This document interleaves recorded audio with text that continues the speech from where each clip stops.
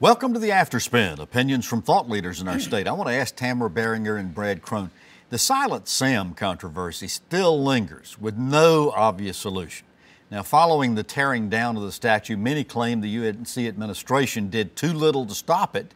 Now, two groups, one of faculty and staff, another of students, says the administration is doing too little to restrict Confederate sympathizers and pro-Sam protesters. What's your take on the charges and countercharges?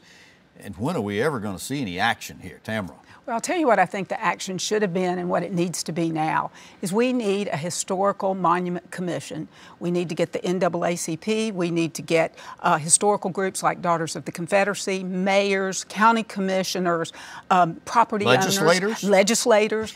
Yes, absolutely. And we need to have a civil and respectful conversation about a very, very difficult topic to talk about.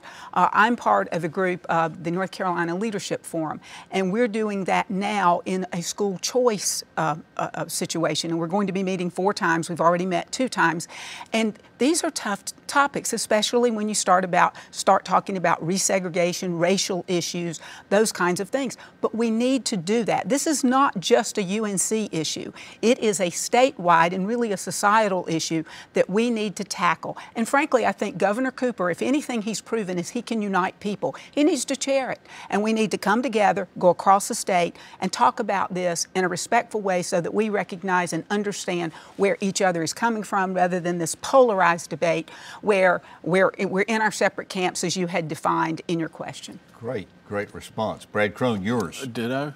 I mean, that may be the shortest response you've ever given me. Because I totally agree with Tamara. I understand the historical context, but I also understand the division that it creates.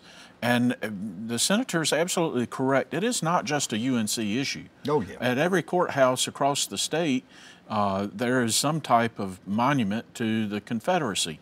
And we have to address that and the hurt that that causes and understand the historical context and appreciate it, but also be big enough to say that we're beyond this as a society.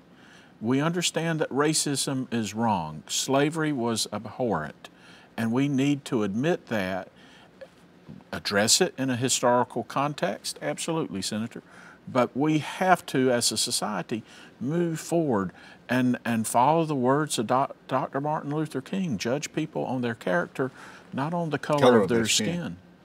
Well, folks, if you would just let Tamara and Brad solve this, we could put this thing to bed pretty quickly here. We thank you for watching the Afterspin. We'll have more video all during the week on ncspin.com.